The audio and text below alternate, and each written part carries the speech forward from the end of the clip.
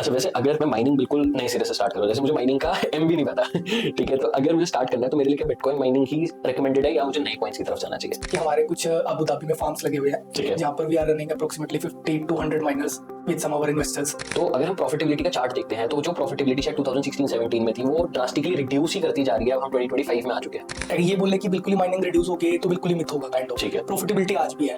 And इसमें पता है कंट्रोवर्शियल क्वेश्चन ही आता है कि like if mining is so very profitable, right, तो जो माइनिंग कंपनीज है वो माइनर्स बेच क्यों रही है, वो खुद माइन क्यों नहीं कर रही? एंड ये बहुत सारी ऑडियंस एक्चुअली क्वेश्चन पूछती है। जैसे कई लोग हमसे भी पूछते हैं आप इंडिया में क्यों बेच रहे हो, आप खुद क्यों नहीं करते? ऐसा नहीं है कि मतलब 50,000 का किसी का बजट है वो माइनर नहीं स्टार्ट कर सकता। तो वो भूटान बिल्कुल साथ में रहकर बिटकॉइन माइन कर सकता है, तो व्हाई नॉट इंडिया? तो कुछ amount, biggest amount of bitcoin hold कर रहे हैं उनकी जीडीपी के कंपैरिजन में, तो ये बहुत बड़ी बात है। बहुत बड़ी बात है एक्चुअली। तो इंडिया को भी मुझे लगता है कुछ ना कुछ करना चाहिए instead of adding tax in crypto.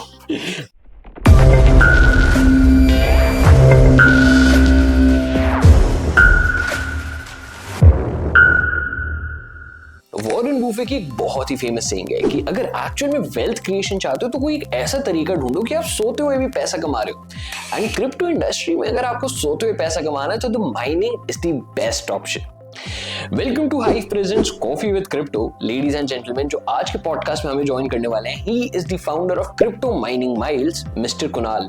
And आज के पॉडकास्ट का हमारा मेन फोकस यही है कि अगर आप माइनिंग इंडस्ट्री में अब माइनिंग करना चाहते हो तो कौन सी चीज में आपको सबसे पहले जाना चाहिए, एसिक माइनर, जीपीयू माइनर या सीपीयू माइनर, द बेस्ट कौन सा है एंड आपके लिए सबसे बेस्ट माइनर कौन सा है, क्योंकि एसिक माइनिंग में भी हमारे पास बहुत सारे ऑप्शंस है और इसी के साथ साथ बहुत सारे मिसकंसेप्शंस भी हैं जिसका आंसर हम आज के पॉडकास्ट में करने वाले हैं। अब चैनल में पहली बार आए हो, मेक श्योर आप फिनफार्म चैनल को सब्सक्राइब जरूर करो ताकि आपको लेटेस्ट अपडेट्स क्रिप्टो स्पेस के मिलते रहे। Hi Kunal, welcome to Coffee with Crypto. Thank you भाई। काफी अच्छा लग रहा है फाइनली आए यहाँ पे। जी भाई, बढ़िया। ठीक है, तो कुणाल यहाँ पे 2016-17 से क्रिप्टो माइनिंग कर रहे हैं, तो मेरा सबसे पहला क्वेश्चन ही आपसे ये होने वाला है कि 2016-17 बहुत अर्ली स्टेज थी क्रिप्टोज में, राइट। तो पैसा कितना कमाया? भाई पैसा एग्जैक्टली तो देखो आपको भी पता नहीं बताया जाता, बट कुछ ये हाइलाइट्स दे दूंगा कि हमारे कुछ अबू धाबी में फार्म्स लगे हुए हैं। ठीक है। जहाँ पर we are running approximately 50 to 100 miners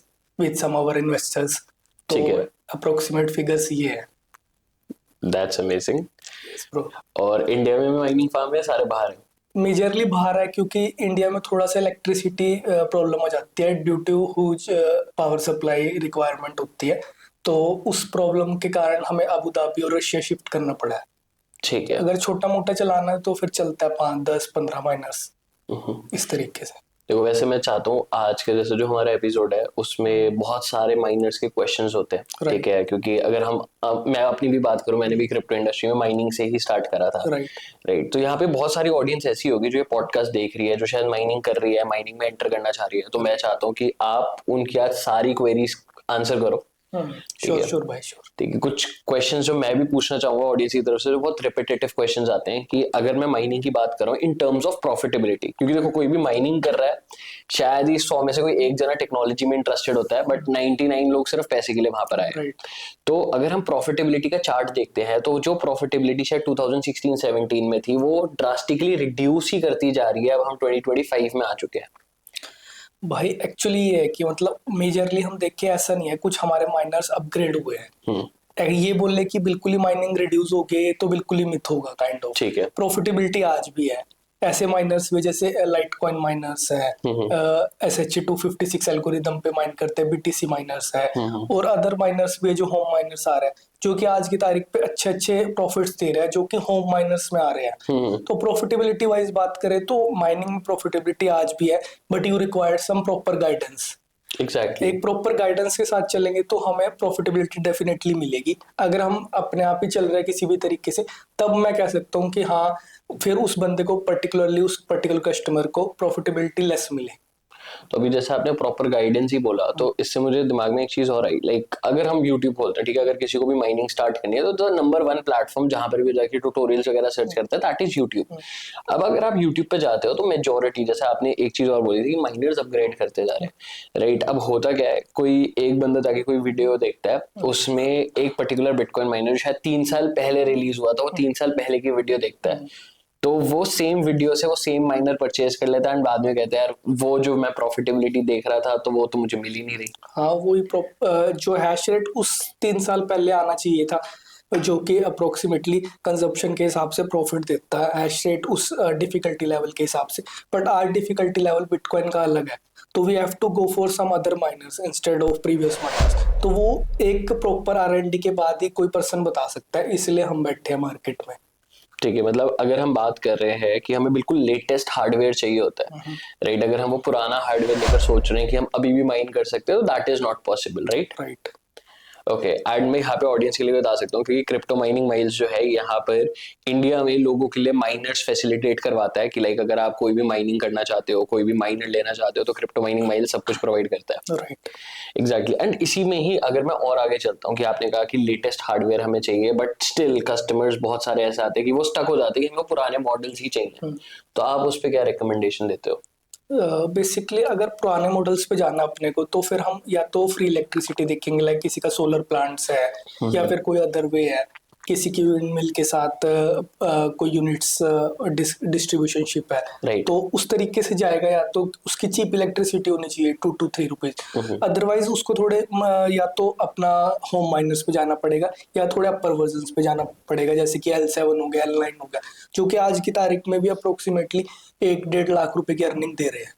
तो ऐसा नहीं है कि माइनिंग खत्म हो गया, mining is still there, just you need a proper guidance for this.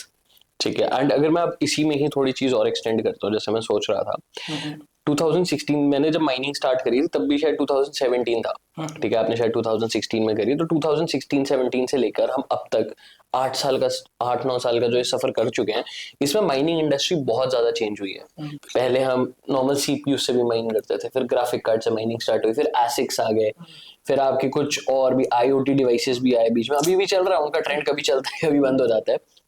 तो लाइक अगर हम इस पूरी जर्नी में देखें तो सिर्फ एक ही माइनिंग है बिटकॉइन की जो एक्चुअल में प्रॉफिटेबल रही है, no matter what happens in the market. Right. But इसके सिवा भी जैसे नए कॉइन्स के माइनर आते हैं, जैसे कैस्पा के आए थे तो एक्सट्रीमली प्रॉफिटेबल थे, फिर एल्फियम के आए, इवन अभी एलियो के भी आए हैं, तो इस पे आप क्या रिकमेंडेशन देते हो? देखो बेसिकली ये है कि अगर हम थोड़ा सा मार्केट में इंडस्ट्री में ऐसे लेके चलते हैं, अगर हमें किसी को गाइडेंस देनी है कि हम पूरा प्रॉपरली इन एंड आउट ना जाए। जैसे कि अगर मान लो हम कोई गैम्बल भी कर रहे हैं, कि एक जनरली ये रहता है कि हम 10% अमाउंट से गैम्बल करेंगे, तो मेरा मानना ये है कि मान लो मेरे पास 10 लाख रुपए लगाने के एग्जांपल के, so some amount we go for BTC, कुछ अमाउंट हम जाएंगे एलटीसी, फिर कुछ अमाउंट से जो हमारा 20-30% रहेगा उसमें हम एलयू या कास्पा जैसे छोटे क्रिप्टो करेंसीज एक्सप्लोर कर सकते हैं। तो ऑल इन वन गो ना जाए कभी भी, एक प्रॉपर गाइडेंस लेके किसी से जो कि अच्छा आर&डी पर्टिकुलरली इस फील्ड में कर रहा है, तो उस तरीके से अगर ऑडियंस जाएगी तो ज्यादा बेनिफिट ले पाएगी एज कम्पेयर टू मैं बोलूँ कि डायरेक्टली एलयू माइन करना शुरू कर दिया है, कास्पा माइन करना शुरू कर दिया। जो आप चीज बता रहे हो ना, उससे मुझे कोई एग्जैक्ट टर्म याद आ गई जो इंग्लिश में कहते हैं, never put all your eggs in one basket. Yes yes right. तो आपका जो मेन कहना है, which is a very important advice too, कि हमें डाइवर्सिफिकेशन करनी जरूरी है, कि अगर हम माइनिंग कर भी रहे हैं तो अलग अलग कॉइन्स की माइनिंग करो। एंड जैसे अभी तो आपने एसिक माइनर्स बोले, तो मैं कहूंगा शायद अब थोड़ी जीपीयू माइनर, क्योंकि जीपीयू माइनेबल कॉइन्स भी हैं आपके, सीपीयू माइनेबल कॉइन्स भी हैं। बट मेरा मानना ये है कि जैसे 2016-17 में भी मैं एसिक्स की तरफ ज्यादा बुलिश था एज कम्पेयर टू जीपीयू, क्योंकि यार हर किसी के बस की बात नहीं है ना कि जीपीयू में कोई प्रॉब्लम आ गई वो सेटअप करने बैठ जाएगा। वो कस्टमर वांट्स अ सॉल्यूशन जो कि प्लग एंड प्ले हो और सिंपली आराम से चल जाए। तो मैंने ये प्रॉब्लम नोटिस करी है, तो 2016-17 में भी मैं अपने पार्टनर्स के साथ यही बोलता था, यार मुझे इसमें दम लगता है। तो आज वो चीज एग्जीक्यूट हो रही है। So this is the thing कि कस्टमर्स वांट कि हमें कुछ ऐसी चीज चाहिए जो कि हमें ज्यादा टेंशन लेने की जरूरत ना हो, विच इज इन एसिक माइनर्स। तो ये मेरा पर्टिकुलरली इस पे पॉइंट है। नहीं, काफी अच्छा पर्सपेक्टिव है। लाइक आपने जो एक पॉइंट बोला बहुत ही वैलिड पॉइंट है, क्योंकि मैंने भी इस थिंकिंग से नहीं देखा कभी। एसिक माइनर्स ऑफ कोर्स वो प्लग एंड प्ले वाला सोल्यूशन है। जीपीयू माइनिंग, सीपीयू माइनिंग, अभी सीपीयू माइनिंग के भी कुछ ऐसे कॉइन्स हैं जो आपको बहुत अच्छा आरओआई देते हैं, बट वो आपको सेटअप करने में ही 2-3 दिन लग जाते हैं कभी कभार। और जो बिल्कुल नया बंदा है उसको तो कभी समझ ही नहीं आएगा कि ये दिक्कत क्यों आ रही है, वो दिक्कत क्यों आ रही है। तो इसी को सोल्व करने के लिए मतलब कि ये एसिक्स आए हैं और मतलब ये अच्छा कर भी रहे हैं आज की डेट में। तो ठीक है, मतलब जहां तक मुझे आपके साथ कॉन्वर्सेशन में पता चला, अगर किसी को स्टार्ट करना है तो only go for एसिक, do not go for CPU या जीपीयू। मेरा मानना तो यही है। लेकिन इसमें पता है एक कंट्रोवर्शियल चीज ये भी हो जाती है, जिसके पास एक बहुत ही लिमिटेड कैपिटल है, जैसे मैं मानता हूँ शायद 40-50 हजार रुपए है, वो शायद एक एसिक माइनर अफोर्ड नहीं कर सकता, बट अगर उसको वो थोड़ा सा एक ट्रायल एंड एरर करना हो माइनिंग इंडस्ट्री में, तो शायद सीपीयू माइनिंग के साथ कर सकता है, जीपीयू माइनिंग के साथ कर सकता है। नहीं, बट मेरा थोड़ा सा यहाँ पर different point Okay. Of view है। ऐसा नहीं है कि मतलब 50,000 का किसी का बजट है वो माइनिंग नहीं स्टार्ट कर सकता। क्या हमारे कैनन नैनो आता है जैसे 3, उसमें 4 टेराहैश की पावर होता है, just to get the taste of the mining वो उससे स्टार्ट कर सकता है, वो सिर्फ 40,000 का आता है। ठीक है। ठीक है, तो इस तरीके से अब तो लेटेस्ट वर्जन पे 90 टेराहैश आते हैं, तो ऐसे अब 1 लाख से भी मतलब 50,000 से भी पर्सन स्टार्ट कर सकता है to get taste of the mind. तो कुछ प्रॉफिटेबिलिटी पे जाना, थोड़ा सा बजट इंक्रीज करना पड़ेगा, बट ऐसा नहीं है कि कम बजट में पर्सन स्टार्ट नहीं कर सकता, कर सकता है डेफिनेटली। उस पर्टिकुलर पर्सन को प्रॉपर गाइडेंस चाहिए जो कि हम प्रोवाइड करते हैं। After that he can start mining easily, और हम प्रॉपर सेटअप करके ही देते हैं कस्टमर को, सो दैट उसको कोई प्रॉब्लम ना आए इन फ्यूचर। ठीक है, मतलब 40-50 हजार से भी अगर कोई माइनिंग स्टार्ट करो, that is a very very good thing अगर उसे बस माइनिंग, क्योंकि देखो 40-50 हजार अगर मैं आज के डेट में अमाउंट वाइज बात करूँ तो कोई एक बहुत बड़ा अमाउंट नहीं है कि इतना बंदा कोई रिस्क नहीं ले सकता। तो वो रिस्क अगर किसी को लेकर बस देखना है कि माइनिंग होती कैसे, वो 40-50 हजार रुपए डाल के चेक कर सकता है, लेकिन वो प्रॉफिटेबल इतनी नहीं होगी, राइट? बहुत ज्यादा प्रॉफिटेबल नहीं है, बट आपको एक टेस्ट आ जाएगा एक है क्या चीज। एक नए से एकदम नई एंट्री नहीं होगी आपकी, एक टेस्ट के साथ जाओगे आप दूसरे माइनर्स पे, तो राइट। एक पे प्लस पॉइंट होगा आपका। बाकी 40-50,000 तो यार लोग आजकल गैम्बल भी कर देते हैं, तो instead of gambling the things हम प्रॉपर जगह इन्वेस्ट करें, जो कि कुछ जनरली ब्लॉकचेन में इनपुट डाल रही है, तो वो आपका ज्यादा बेनिफिशियल पॉइंट है ना। और ऐसा नहीं है 50,000 वाले 40,000 वाले माइनर में प्रॉफिट आता नहीं है। 100 की जगह अगर हम दूसरे पूल पे उसको माइन करते हैं तो उसमें कुछ प्रॉफिट भी जनरेट होगा आपका, बिटकॉइन कैश में होगा एग्जांपल। तो इस तरीके से। अच्छा, अगर मैं आप इसी में बात कर रहा हूँ, जैसे अभी आपने बिटकॉइन कैश की भी बात करी, विच इज अगेन बहुत सारे लोगों को इसमें भी कंफ्यूजन रहती है, राइट, कि बिटकॉइन अलग है, बिटकॉइन कैश अलग है, जो बिल्कुल स्टार्ट कर रहा है। तो अगर इसमें भी आप कुछ थोड़ा सा पर्सपेक्टिव दे सकते हो, क्योंकि लोगों को कॉइन्स और एल्गोरिदम में कंफ्यूजन रहती है कि एक माइनर जो है वो एल्गोरिदम का आता है, राइट, कि अगर SHA-256 है तो SHA-256 माइन करेगा। तो आप एक बार वो चीज क्लैरिफाई कर सकते हो कि कॉइन्स और एल्गोरिदम अलग अलग होती है और कैसे? एक पर्टिकुलर माइनर होता है जो भी होता है वो एक पर्टिकुलर एल्गोरिदम पे चलेगा, जैसे Right. SH-256 बिटकॉइन माइन करेगा। LTC के माइनर स्क्रिप्ट माइनर्स होते हैं, वो लाइटकॉइन, डोजकॉइन, पेपे माइन करेंगे। तो इस तरीके से चलता है। जितने ज्यादा छोटा कॉइन होगा उसकी हैश रेट डिफिकल्टी लेवल है, अपना मशीन का हैश रेट ज्यादा है, उस पर्टिकुलर कॉइन की डिफिकल्टी लेवल कम है, तो प्रॉफिटेबिलिटी इंक्रीजेस के चांसेस ज्यादा होते हैं एज कम्पेयर टू अगर हम बड़े कॉइन पे जाते हैं। तो इस चीज को हाई एफिशिएंसी माइनिंग भी बोलते हैं। तो इसका तरीका होता है एक प्रॉपर स्मार्ट माइनिंग करने का। तो ये एक अलग कंसेप्ट है, बट जनरली अगर देखें कि पर्टिकुलर मशीन पर्टिकुलर वे में आती है, कि like for example एसिक minor particular this algorithm में कास्पा की एल्गोरिदम में, इस तरीके से पर्टिकुलरली एक एसिक माइनर आता है। ठीक है। एंड यहाँ पर मैं एक चीज और क्लैरिफाई कर देता हूँ, जैसे जो डिफिकल्टी लेवल है वो एक अलग होती है। डिफिकल्टी लेवल बहुत ही सिंपल टर्म्स में कितने सारे लोग उस पर्टिकुलर क्रिप्टो को माइन कर रहे हैं, राइट। अच्छा, if Kunal I want to start mining, ASIC mining specifically, तो which miner should I buy right now? देखो वो तो पर्टिकुलर डिपेंड करता है आपके बजट पे, बट फिर भी मैं एज पर ऑडियंस दिखाता हूँ कि सबका बजट 10 लाख नहीं है, तो एक स्टार्टिंग करना चाहता है माइनर की स्टार्टिंग 1 लाख से भी हो जाती है, ठीक है। और 1,50,000 में, जो कि मैं आज की तारीख में देखता हूँ कि S19K Pro 120 टेराहैश, जो कि up to without any delay 140 तक चला जाता है अप्रोक्सीमेटली। उसमें चिपसेट इस तरीके से प्रॉपर एक अच्छा माइनर है वो भी। तो वो अगर पर्सन लगाता है, उसकी इलेक्ट्रिसिटी ठीक ठाक भी है, तो भी वो आज की तारीख में अच्छा प्रॉफिट जनरेट कर रहा है उस पर्टिकुलर माइनर से, right. And what is the cheapest ASIC minor? Cheapest एसिक minor is, एक तो मैंने बताया कैनन नैनो, हाँ, 35,000 से 40,000 के बीच में आ जाता है। और एक अपना हो सकता है KS0 अल्ट्रा, ठीक है। वो 30,000 का है। KS0 आई गेस एक टाइम पे बहुत ज्यादा प्रॉफिटेबल था, क्योंकि मैंने उससे खुद माइन करा था। एक दिन मुझे याद है वो शायद 4-4 5-5 हजार रुपए भी कमा कर दे रहा था, बट अब शायद वो मुश्किल से शायद 50-100 रुपए कमा के दे रहे हैं, ये 500 रुपए अप्रोक्सीमेटली कमा का, 500 रुपीज अप्रोक्स ओके। मंथली। क्योंकि अब नहीं है मेरे पास। वो एक टाइम था, वो 4 आई गेस कितने 1.5 साल पहले शायद वो लॉन्च हुआ था माइनर, राइट? हाँ अप्रोक्सीमेटली। एंड उस टाइम मार्केट में इतना हाइप था। कास्पा का मतलब टॉप लेवल का उस टाइम पे माइनर था ये। तो काफी बड़े बड़े भी आ गए कास्पा में। एंड जब लॉन्च हुआ था, आई गेस आइस रिवर ने जब लॉन्च किया था तो $1700-1800 का लॉन्च करा था। देन उसके बाद उसका प्राइस बस नीचे ही आता गया। हाँ काफी मतलब कास्पा पे आज भी लोग काफी बुलिश है, बट काम कर रही है कम्युनिटी, देखते हैं कैसा रहता है। एंड इसी भी बताए एक कंट्रोवर्शियल क्वेश्चन ये आता है कि like if mining is so very profitable, right, तो जो माइनिंग कंपनीज है वो माइनर्स बेच क्यों रही है, वो खुद माइन क्यों नहीं कर रही? एंड ये बहुत सारी ऑडियंस एक्चुअली में क्वेश्चन पूछती है। जैसे कोई कई लोग हमसे भी पूछते हैं आप इंडिया में क्यों बेच रहे हो, आप खुद क्यों नहीं करते? एक्चुअल में हम कर रहे हैं, but this is our extra income source, ताकि हम अपने और माइनर्स पुट इन कर सके।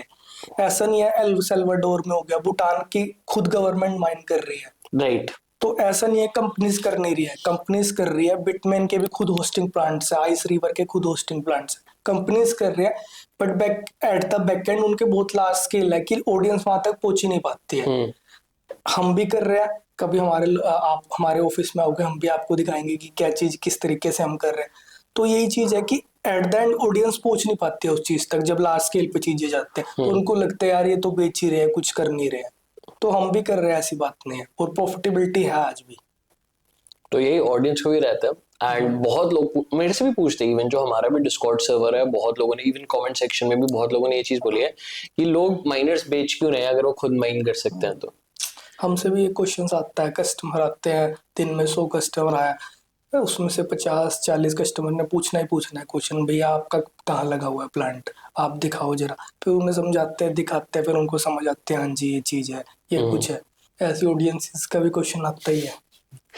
नहीं, एंड ये बहुत वैलिड चीज भी है, क्योंकि पता है क्या, क्रिप्टो इंडस्ट्री को जो मैं मानता हूँ इंडिया में स्पेशली बहुत सारे नए लोग जो है वो इसको एज अ स्कैम की तरह देखते हैं। एंड एक्चुअल में बहुत सारे स्कैम हुए भी है क्रिप्टोज को लेकर। अभी आई गेस ईडी ने शायद पिछले हफ्ते की बात है, कोई बिट बॉट ब्रो करके समथिंग कुछ ऐसी कोई MLM स्कीम चला रहा था इन क्रिप्टो की। बहुत सारी चलती है, बहुत सारी चीज चलती हैं एंड बहुत सारे यहाँ पे स्कैम बस्ट हुए हैं। हिमाचल प्रदेश में आई गेस 12,000 करोड़ का स्कैम निकला था, बिट कनेक्ट करके था। बहुत सारे स्कैम्स हुए एंड इसी स्कैम्स की वजह से वो शायद ना पूरी इंडस्ट्री को एज अ स्कैम ही देखा जाता है। आज भी मतलब हमारे पेरेंट्स कहीं ना कहीं सोचते हैं यार कहीं स्कैम तो नहीं हो जाएगा। तो माइंडसेट हमारा चेंज हो रहा है, but to change the mindset of mass audiences हमें कुछ एक प्रेफरेबल स्टेप्स लेने पड़ेंगे, एजुकेशन इस चीज में लानी पड़ेगी, मेरा मानना ये है। एंड आपने जैसे एजुकेशन बोला, व्हाट आई आल्सो बिलीव कि एजुकेशन पूरी वेब3 इंडस्ट्री में इन इंडिया बहुत लैक कर रही है। राइट। हम वेस्टर्न नेशंस की बात करते हैं, वो पहले से ही उन्होंने अडॉप्शन वगैरह सारी चीजें स्टार्ट कर दी, बट इंडिया में कुछ है ही नहीं। इंडिया में कम है, इसलिए हम थोड़ा सा मतलब वेबिनार्स भी रखते हैं माइनिंग के ऊपर, और कस्टमर्स को भी एजुकेट करते हैं भाई ये एक्चुअल में आप चीज बाय कर रहे हो, एग्जांपल ऐसे कि करेगा क्या बैकएंड पे। एग्जैक्टली। इंस्टेड ऑफ ये बोल के कि भाई यार ये आप घर पे लगा लो और चल जाएगा, आपके पैसे आते रहेंगे, नहीं, हम उनको समझाते हैं कि ये क्या करेगा, कैसे माइन करेगा, कैसे आपके वैलेट में आएंगे, कैसे आप खुद से इसको विड्रॉ करोगे। सो ये पूरा बैक एंड प्रोसेस हम हैंडल करते हैं। अगर चाहे तो हम एक फर्स्ट स्टेप भी दे सकते हैं कस्टमर को, बट कस्टमर को फर्स्ट स्टेप ना दे के हम प्रॉपरली सारा समझाते हैं, ताकि वो अपने आप सेल्फ डिपेंडेंट हो सके चीजों के लिए, ना कि हम पे डिपेंड रहे। तो ये हमारी थोड़ी सी सोच रहती है। नहीं, आई गेस ये जरूरी भी है, क्योंकि मैं ये भी देखता हूँ कि बहुत सारी कंपनीज, देखो अगर हम माइनिंग कंपनीज की बात करते हैं, उनका प्रॉफिट मार्जिन बहुत तगड़ा होता है। अगर मैं KS0 मॉडल आपने बोला था, वो $1,700 का लॉन्च होता है। $1,700 आपका करीबन ऑलमोस्ट 1.5 लाख रुपए हो गया। 1.5 लाख रुपए से आप कह रहे हो 30-35 हजार रुपए का आ रहा है, राइट? यही बोला था ना आपने? तो मतलब वो 30-35 हजार का भी अगर कंपनी बेच रही है, वो उस पर भी प्रॉफिट कमा ही रही है। हाँ, एट द एंड जो चाइना से आता है बेसिकली, वो वाली बात करें। हाँ ठीक है, तो वो उस पर भी प्रॉफिट कमा रही है एंड 1.5 लाख पे भी वो प्रॉफिट कमा ही रही थी। तो प्रॉफिट मार्जिन यहाँ पर भी है, यहाँ पर भी है। तो अगर हम बात करें, अगर उनके पास इतना प्रॉफिट मार्जिन था भी, तो वो थोड़ा सा अपना बजट एलोकेट कर सकते हैं for education and all, but ये कंपनीज वो स्टेप नहीं लेती, चाहे हम कोई भी कंपनी की बात करें। कोई अपने एक्स्ट्रा बर्डन क्रिएट नहीं करना चाहता, एक्स्ट्रा कॉस्ट कटिंग्स बचा के रखते हैं, इन चीजों में इन्वेस्ट नहीं करते। कुछ कंपनीज कर भी रही है, ऐसी बात नहीं है, but most of the companies ये नहीं कर रही अभी फिलहाल के लिए। माइनिंग को एजुकेट नहीं कर रहे हैं लोगों को भाई एक्चुअल में है क्या चीज ये। राइट। आज भी कई लोग इस चीज को भी स्कैम समझते हैं, ऐसी बात नहीं है। तो धीरे धीरे वो टाइम के साथ चीजें सही हो जाएगी, ऐसी बात नहीं है, मेरा कॉन्फिडेंस है। तो ठीक है, आपने एक बार पहले भी अभी बताया था 2016-17 में भी आप बुलिश थे एसिक माइनर्स को लेके, तो ये भी होना चाहिए स्टेप, क्योंकि वैसे इंडिया के लिए भी एक वेकअप कॉल है कि अगर भूटान क्रिप्टोस माइन करे, भूटान इतना सा है राइट, एंड इंडिया इतना बड़ा है, वो भूटान बिल्कुल साथ में रह के बिटकॉइन माइन कर सकता है, तो व्हाई नॉट इंडिया। तो कुछ amount, biggest amount of bitcoin hold कर रहे हैं उनकी जीडीपी के कंपैरिजन में, तो ये बहुत बड़ी बात है। बहुत बड़ी बात है एक्चुअल में। हाँ, तो इंडिया को भी मुझे लगता है कुछ ना कुछ करना चाहिए instead of adding tax in crypto. Tax नहीं खत्म होने वाला। तो मेरे ख्याल से टैक्स से पता है एक इंपॉर्टेंट चीज और याद आई, क्रिप्टो माइनिंग पे टैक्सेशन कैसे होती है?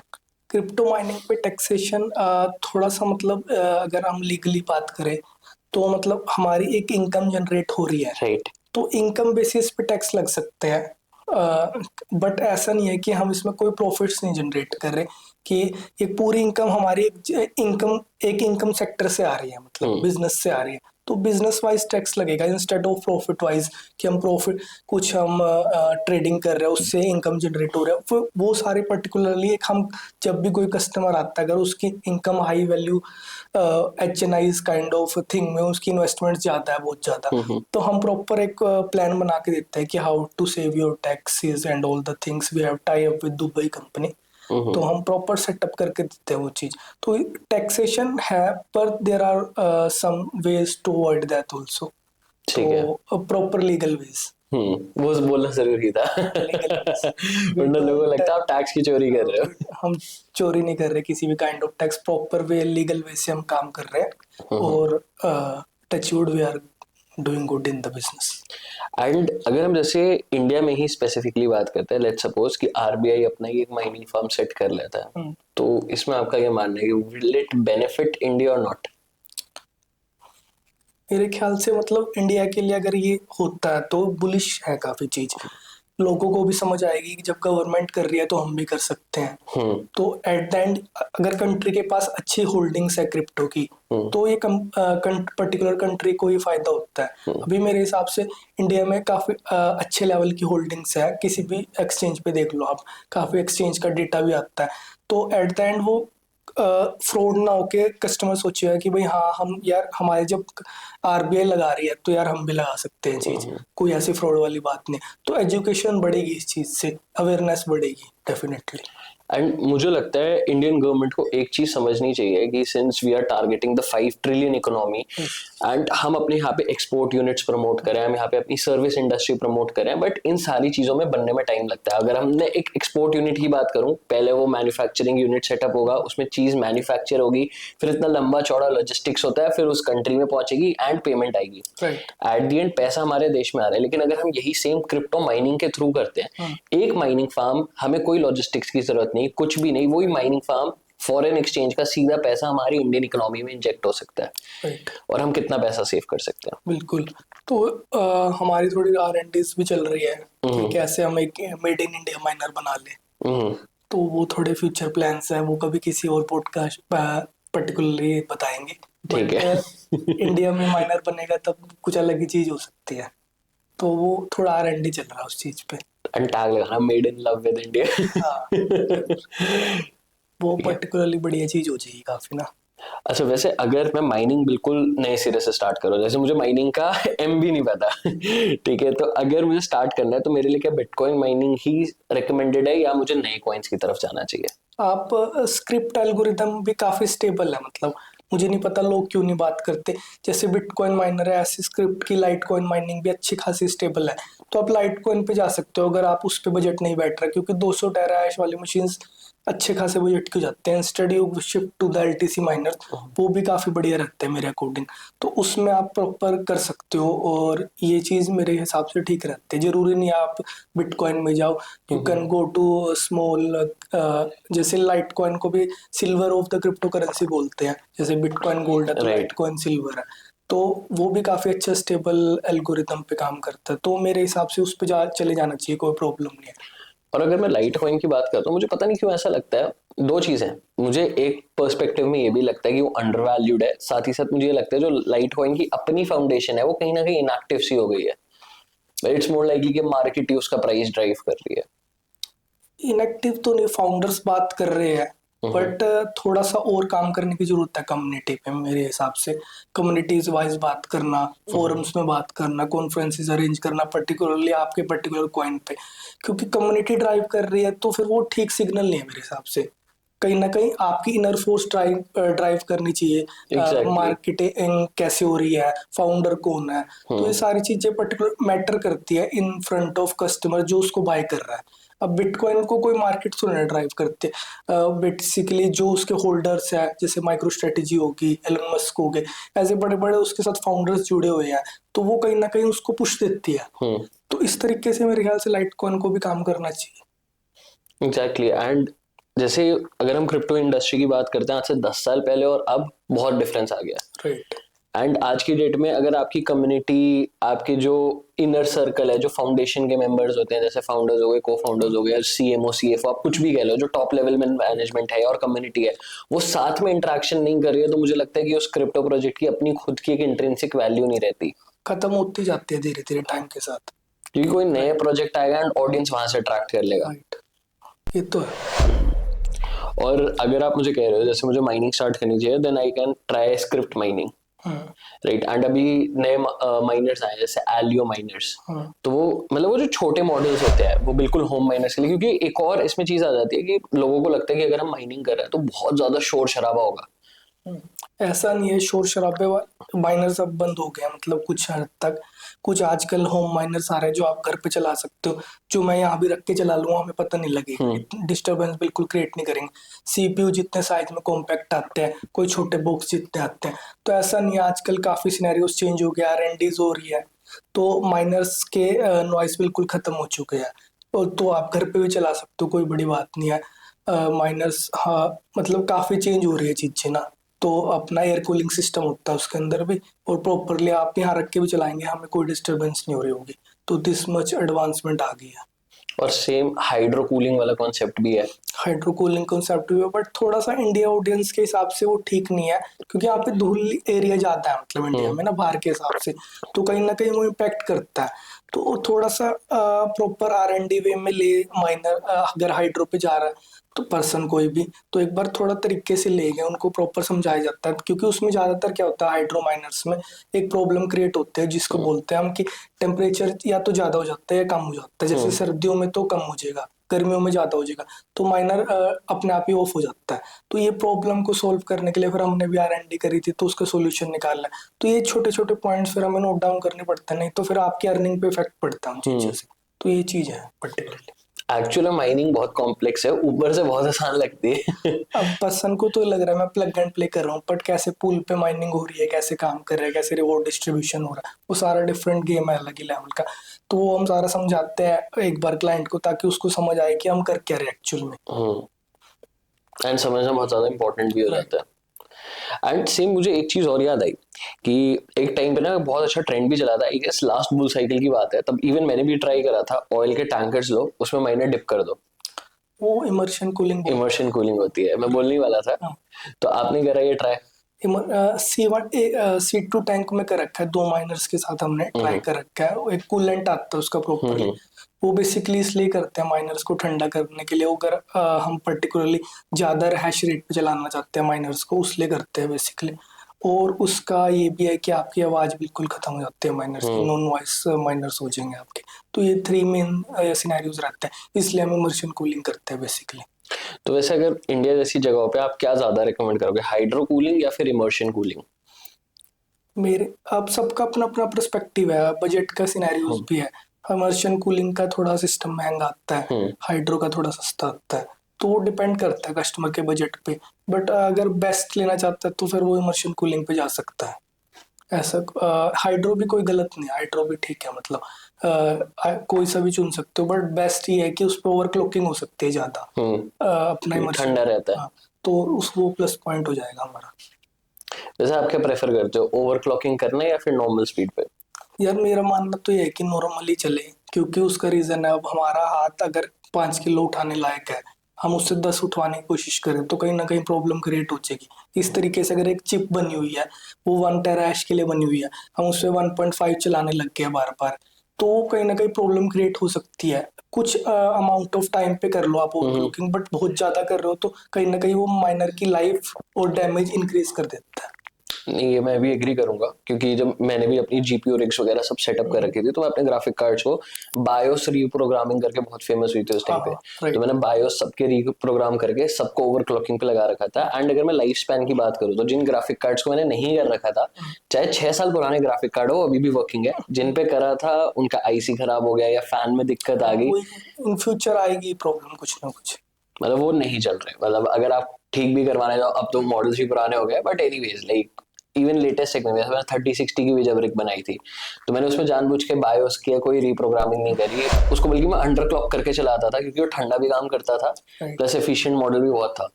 तो उसमें मेरे को आज तक कोई दिक्कत नहीं है, कोई फैन खराब नहीं हुआ, कोई दिक्कत नहीं आई, बट ओवर क्लॉकिंग में सब में मेरे को दिक्कत आई है। हाँ वो तो आएगी। और एक क्वेश्चन और होता है ऑडियंसेस का कि मतलब कि हमने माइनर ले लिया, कल को इसके पार्ट्स में कोई प्रॉब्लम आ गई, हाँ। एक मेन क्वेश्चन रहता है। तो हमारा मेन यही वो रहता है कि हमारा प्लस पॉइंट यही है कि जो भी ऑडियंस या फिर जो भी कस्टमर हमसे माइनर खरीदता है, तो हम 1+1 ईयर की वारंटी देते हैं। 1 तो कंपनी की तरफ से आते हैं, वो हम सब कैसे भी करके मैनेज करते हैं।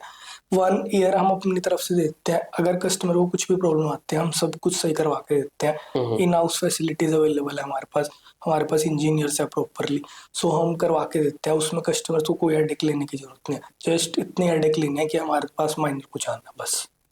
तो ये कुछ प्लस पॉइंट्स है। हमारी यूनिट्स हमेशा ओजी यूनिट्स रहती है। एक ये भी सिनेरियो रहता है रिफर्ब यूनिट और ओजी यूनिट। तो ओजी यूनिट्स रहती है कि कोई यूज मटेरियल्स यूज नहीं हो रखा यूनिट में, तो इस तरीके से सपोर्ट हमारा 24/7 है। कभी भी आप रात को 1 बजे भी कॉल करोगे, someone from the team will pick up and answer your call. तो ये छोटे छोटे पॉइंट्स है जो कि कस्टमर को एक अच्छे पाथ पे लेके जाते हैं। उसकी काफी हेल्प होती है उन चीजों से। तो ये प्लस पॉइंट्स है हमारा जो डिफरेंशिएट करते हैं और कंपनीज से। तो इस इन्हीं कारण कस्टमर्स हमसे काफी दूर दूर से भी जुड़े हुए हैं। कोई तेलंगाना से है, मुंबई से है, कभी कभी तो आते भी नहीं है, हम वहीं से ही काम करवा रहे हैं सब कुछ। तो ये ट्रस्ट फैक्टर बिल्डअप होता है इन छोटी छोटी चीजों से। राइट। तो अगर जैसे अभी मैं बात कर रहा हूँ, आपने कहा कि आपका सपोर्ट अच्छा है, इंजीनियर लेवल्स भी अच्छे हैं, तो अभी आप सिर्फ दिल्ली से ऑपरेट कर रहे हो या और जगह पे भी ब्रांचेस हैं? मेनली तो अभी हमारा ऑपरेशंस दिल्ली में है, ऑल ओवर दिल्ली, चंडीगढ़ में है, और अपना हरियाणा के अंदर फरीदाबाद में हमारे गोडाउन्स है। ओके। हाँ, तो अभी तो फिलहाल नियर बाय एनसीआर और चंडीगढ़ साइड एक्सप्लोर कर रखा है। बाकी orders all over India accepted है राइट नाउ। ये काफी अच्छा है। मतलब लोगों के लिए आप, मेजरली इंडियंस के लिए आप बहुत इजी प्रोसेस कर रहे हो for get into the mining side. हाँ मेन टारगेट यही है कि अपने इंडियन ऑडियंस को टेस्ट देना कि क्या चीज है basically. And we'll collaborate something on that. Yeah, sure. All right, Kunal. Well, thank you for coming to Coffee with Crypto. काफी अच्छा लगा आपके साथ आज बात अच्छा करके। लगा भाई, thank you so much. And I hope audience को भी आज बहुत कुछ सीखने को मिला होगा रिगार्डिंग माइनिंग, एंड स्पेशली अगर आप एसिक माइनिंग में एंटर करना चाह रहे हो, क्योंकि हमारा मेजर जो कॉन्सेप्ट था वो हमने एसिक माइनिंग ही किया। आपने तो पहले कह दिया कि जीपीयू और सीपीयू में जाओ ही मत अभी। अभी नहीं जाने की जरूरत है, तभी मैंने ऑडियंसेस को बोल दिया सबको कि भाई आपको भी, बल्कि मैंने बोला है आप भी बात कर रहे हो कि मेरे को एसिक चाहिए, तो एसिक ही जाएंगे हम कभी। अभी जीपीयू में प्रॉफिटेबिलिटी इतनी ज्यादा नहीं है, जितनी ज्यादा मतलब टेंशन है, तो उस चीज को हम देख के रखेंगे माइंड में। ओके।